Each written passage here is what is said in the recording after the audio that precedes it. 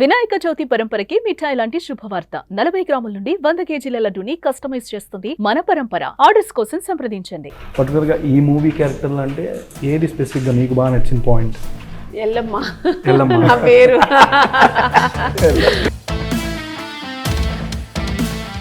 Sound వస్తేనే ఎవరు బయటికి రారు. అట్లాంటిది ఊర్లో ఒక స్టోరీ అండ్ దీంట్లో ఏమైనా బ్లాక్ మ్యాజిక్ ఇలా ఏమైనా ఎక్స్పెక్ట్ చేయొచ్చా? సినిమా చూడండి, అన్ని మమ్మల్ని అడిగేసి అది తెలిసేసుకోవాలనా? ఈ కథ, ఈ స్టోరీ నా దగ్గరికి ఎందుకు వచ్చింది అసలుకి?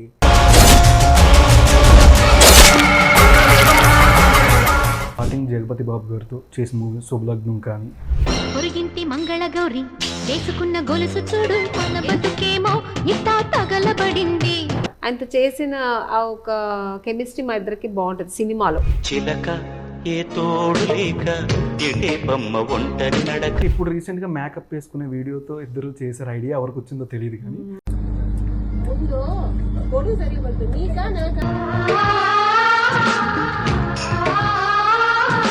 మీకు బాగా ఆ టైంలో ఉన్న హీరోస్ లో బాగా క్లోజ్ అంటే ఎవరు? ఇంకా జగపతి బాబు గారు అయితే ఇంకా గల్లు గల్లు గజ్జ కట్టనా నీ గుండెలో నాట కట్టనా. మీకు బాగా హీరోయిన్స్ లో క్లోజ్ అంటే? హీరోయిన్స్ చాలా క్లోజ్ అంటే నాకు పర్సనల్ గా క్లోజ్ అంటే సౌందర్య.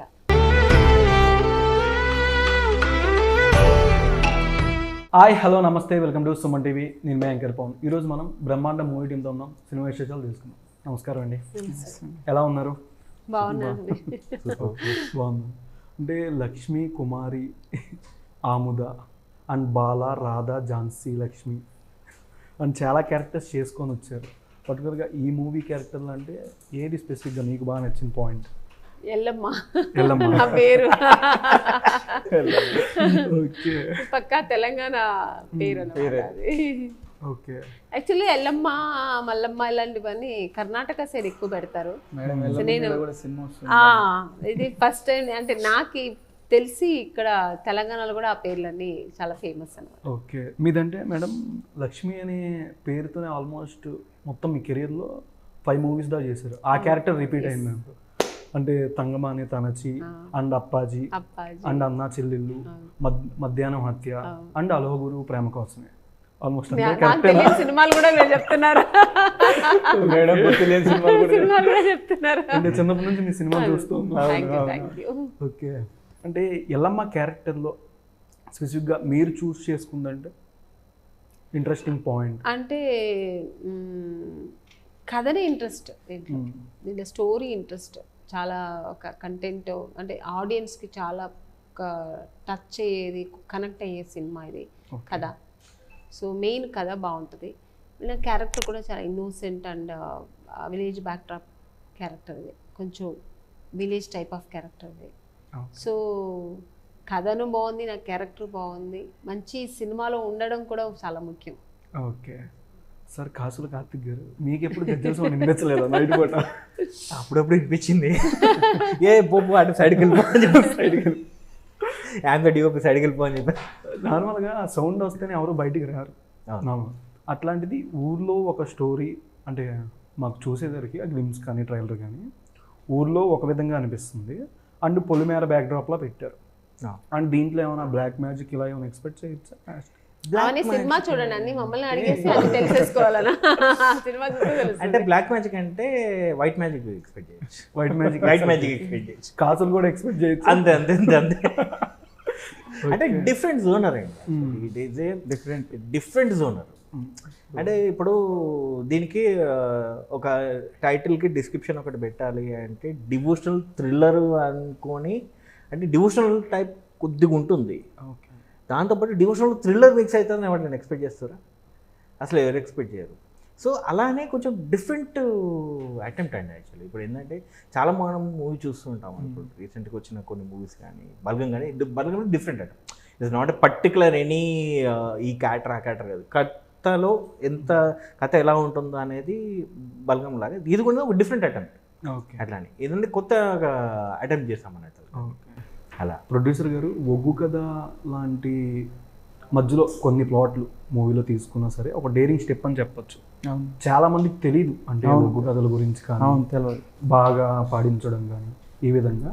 బట్ మీరు స్టోరీ చెప్పగానే ఇంత బడ్జెట్ అవుద్ది అనుకున్న దానికన్నా ఎక్కువ అయిందా అండ్ స్టోరీలో ఏ పాయింట్ బాగా నచ్చింది మీకు? లేదండి, ఇది క్యారెక్టర్ కూడా క్యారెక్టర్ అయినా ఏంటంటే మల్లన్న దాని మీద ఆ కథ వంశం మీద వస్తుందని చెప్పి నేను ఎక్కువ మా ఎల్లమ్మ గుడి కానీ ఎల్లమ్మ ఇయర్లీ పండుగ చేస్తుంటాం. అంటే గుడి కూడా ఉంది మా ఇంట్లో. అంటే ఆ కథ నాకు ఎందుకు వచ్చింది అనేది నాకు ఇంతవరకు తెలియదు. ఎందుకంటే నేను ఎవ్రీ ఇయర్ నేను మల్లన్న ఇది ఎల్లమ్మ గుడి పండుగ చేస్తుంటాం. మా ఇంట్లో గుడి కట్టుకున్నాము. అంటే మల్లన్న ఎల్లమ్మ అక్క తమ్ముడు అన్నమాట. అక్క తమ్ముడు ఆ వర్షన్లో మల్లన్న కాన్సెప్ట్ చెప్పినప్పుడు ఈ ఒగ్గు కథ ఉన్నది, మళ్ళీ మల్లన్న కాన్సెప్ట్ ఉన్నది. దాని గురించి వచ్చిందా నాకు అనేది నాకు ఎప్పటి నుంచో సినిమా అంటే చాలా ఇష్టం. సినిమాలు చేయాలనుకున్న ఒక సినిమా అనేది చేయాలనుకున్నా. యాక్చువల్లీ నాకు చిన్న బిజినెస్లో ఉంటాను. కాకపోతే ఏంటంటే ఈ సినిమా చేయాలని ఎప్పటి నుంచో అనుకున్నా. ఈ డైరెక్టర్ గారు రావడము, మళ్ళీ నాకు ఆ కథ చెప్పడం, దాంట్లో మల్లన్న స్వామి అంటే నేను ఎక్కువ దేవుళ్ళను మొక్కుతుంటాను, ఎక్కువ కంటిన్యూగా వెళ్తుంటాను. ఎక్కడైనా శక్తిపీఠమైనా ఎక్కడికైనా వెళ్తుంటాను, చేస్తుంటాను. అంటే ఈ కథ ఎందుకు వచ్చింది అంటే నేను దేవుళ్ళ కాడ తిరగడం వల్ల ఏంది అని అనుకుని దాన్ని బట్టి ఈ కథను ఎంచుకోవడం అని అయ్యింది. ఇప్పటిదాకా మిస్టరీ యాక్చువల్ సార్ చాలాసార్లు అంటూ ఉంటారు, అసలు ఈ కథ ఈ స్టోరీ నా దగ్గరికి ఎందుకు వచ్చింది, అసలుకి నేనే చేయాలని పర్టికులర్ ఎందుకు నాకు ఈ కథ ఎందుకు వచ్చింది మిస్టరీ అండి. అంటే డైరెక్టర్ గారు చనిపోయారు అని అయిన తర్వాత కూడా అని అంటున్నారు. కొన్ని అంటే సినిమా మీద ప్రభావంతో కూడా కొన్ని జరుగుతాయి అనేది కొన్ని రూమర్స్ ఉన్నాయి. చెప్పలేము. మల్లన్న అది కరెక్ట్ అండి. మల్లన్న అనేది అంటే ఆ కాన్సెప్ట్ అనేది ఎప్పుడైనా కష్టాల నుంచి వచ్చిన స్వామి మల్లన్న. ఆ కథ అనేది ఉన్నది. అంటే పాటలలో రూపంలో కానీ కథల రూపంలో కానీ మల్లన్న కథ చెప్తుంటారు. ఏదో పవర్ఫుల్. కాకపోతే ఏంటంటే ఆ కథ తీయడం వల్ల అట్లా జరిగిందా ఏందా అనేది ఇప్పటికీ మాకు అర్థం కాల. ఎందుకంటే మాకు యాక్చువల్లీ రియల్గా చెప్పాలంటే 3 daysలో రికవర్ అయ్యే క్యాండిడేట్ 4th day ఎలా హాస్పిటల్లో రికవర్ అవుతుంది అంటే డాక్టర్లు కూడా మాకు అంతగానో ఏం చెప్పలేదు. అంత డేంజర్ కూడా అని చెప్పలేదు.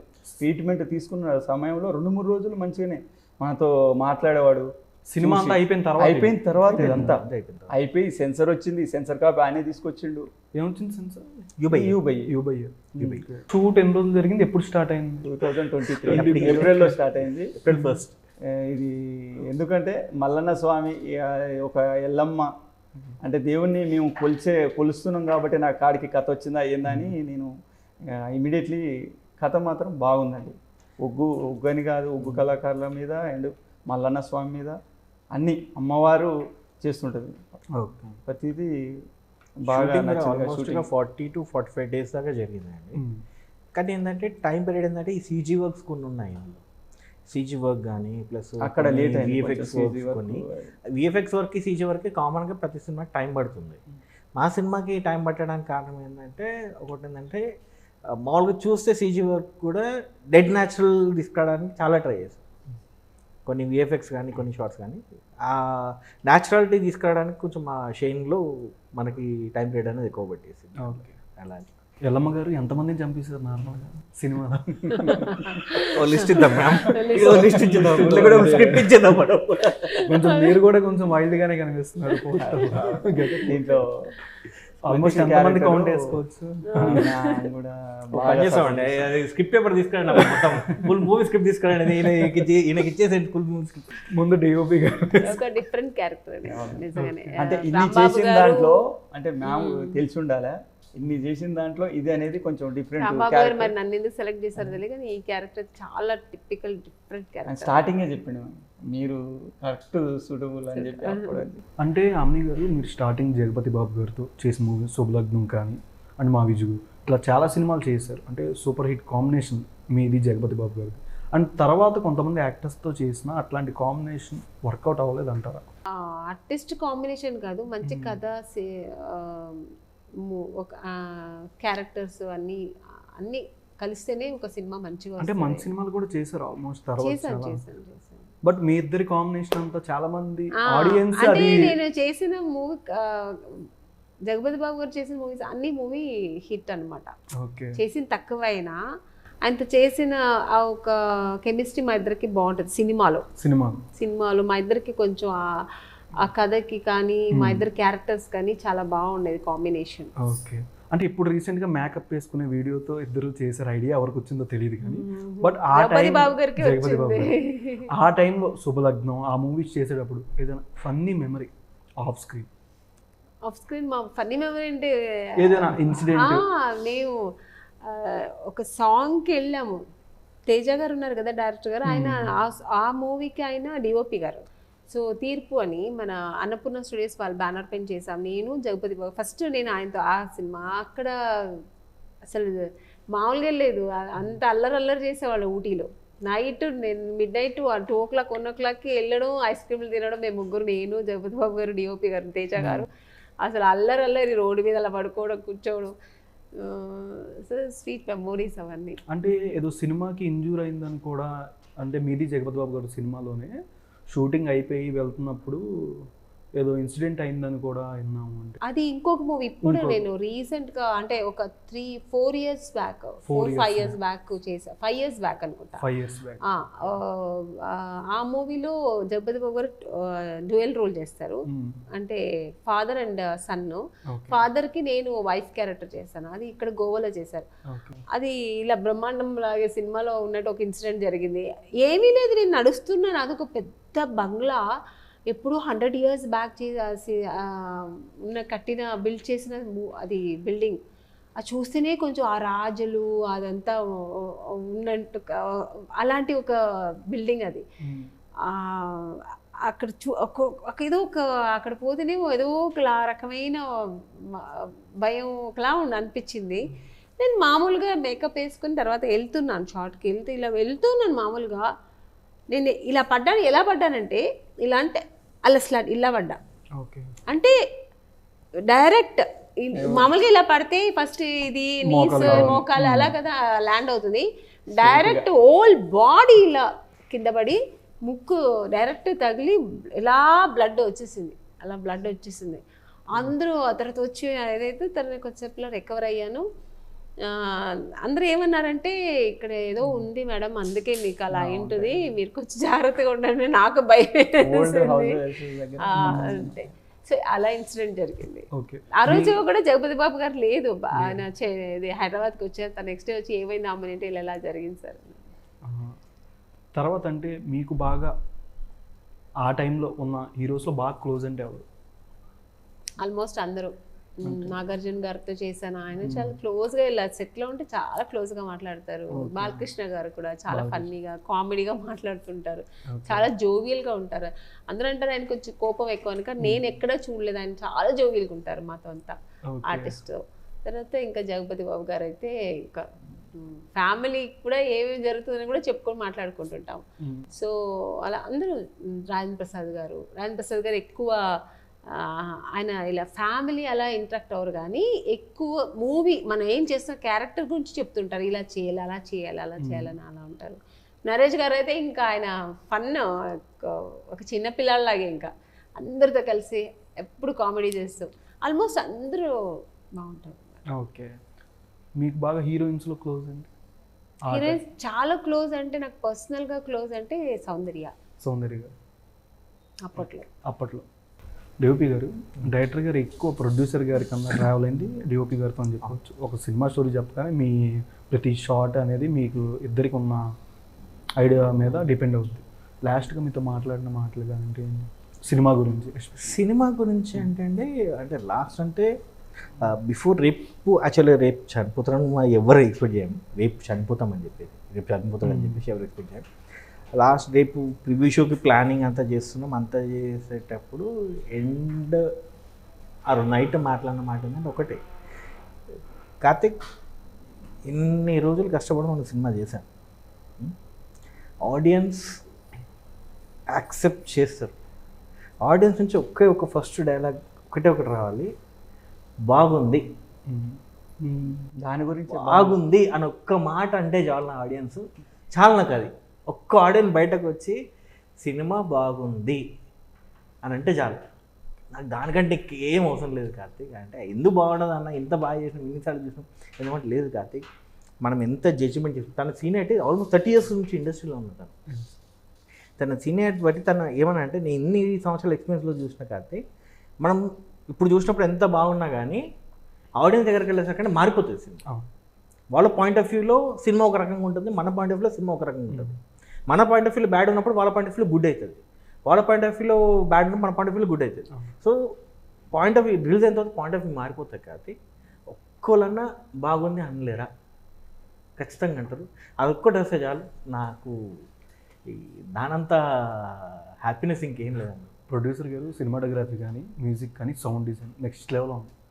జస్ట్ చూస్తున్నంత సేపు అలాగా మొబైల్ చూస్తూనే ఉన్నా. సౌండ్ అంటే బీజిఎం కానీ వినడానికి డిఓపి వర్క్ అయితే ఎక్సలెంట్ ఉంది. ఎక్సలెంట్ ఉంది. నేను కూడా ఆశ్చర్యపోయినా, ఇంతగానో ఇట్లా వస్తుందని ఎక్స్పెక్ట్ చేయలేదు. అసలు మామూలుగా రాలేదు. పోస్ట్ ప్రొడక్షన్ తర్వాత అంతా మారిపోయింది. పోస్ట్ ప్రొడక్షన్ ఈజీ తర్వాత నేనే అనుకున్నా ఇంత కూడా మాకు అంత ఇంత అనిపించలేదు. మొత్తం మారిపోయింది. అంటే మల్లన్న స్వామి మీద చేసినందుక ఏంది అంటే ఇంత కష్టాలు పడి తర్వాత అంత ఇది అనేది ఎంత సినిమా చూస్తే అసలు ఒళ్ళు దళదరిస్తుంది అలా ఉంది. మేము మ్యాక్స్గా మేడంది కానీ వేరే ఆర్టిస్ట్లో కానీ సెకండ్ టేక్ అనేది ఉండదు. ఓకే, మోస్ట్లీ యాక్చువల్గా నాకు 4 days అని చెప్పి వాళ్ళు ఎన్ని రోజుల్లో తీసారు అడగండి.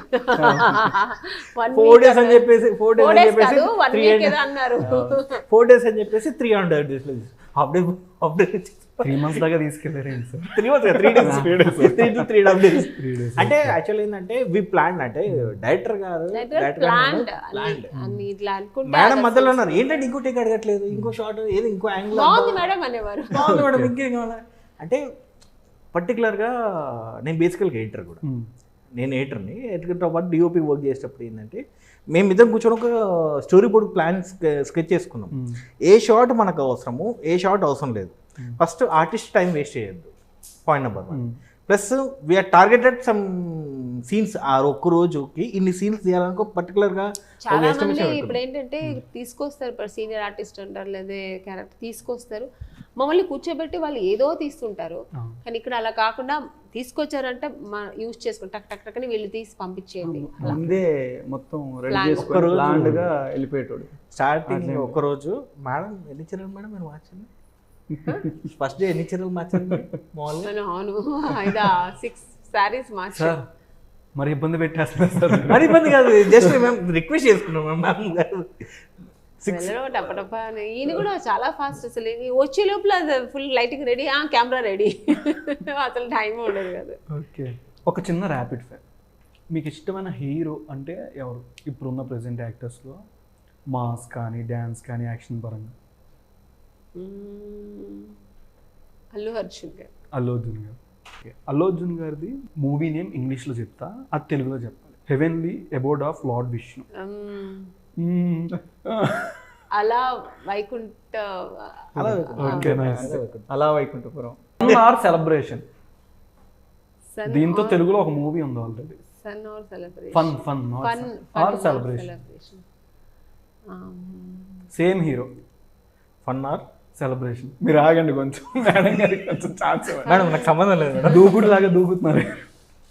ఇది మూవీ నేమ్ చెప్పాలా? ఆ మూవీ నేమ్ తెలుగులో సేమ్ హీరో ఇందాకలా మన పవన్ కళ్యాణ్. ఆ మూవీకి డైరెక్టర్ ఆయన డైలాగ్ రాస్తే అదొక పేరు పవన్ కళ్యాణ్ గారికి. డైలాగ్ మాటలు మాంత్రికుడు అంటారు, ఆయన డైరెక్టర్ దానికి. ఏది Jalsa. Okay, wheel or cycle also symbol of time or fate. Hero hero మన పాన్ ఇండియన్ పరిచయం చేసిన హీరో ప్రభాస్. ఏంటంటే మీరు ఆగండి. Wheel or cycle also symbol of time or fate. Hint Prabhas. Prabhas garu. చక్రం. అంటే ఇప్పుడు ఒకటి కాకపోతే ఇంకోటి అంతే, ఇది కాకపోతే అదే కాకపోతే ఇది. Okay, little one or kid pan India పరిచయం చేసిన little one kid. Little one or kid ఎవరు పాన్ ఇండియా పరిచయం చేసిన హీరో ప్రభాస్.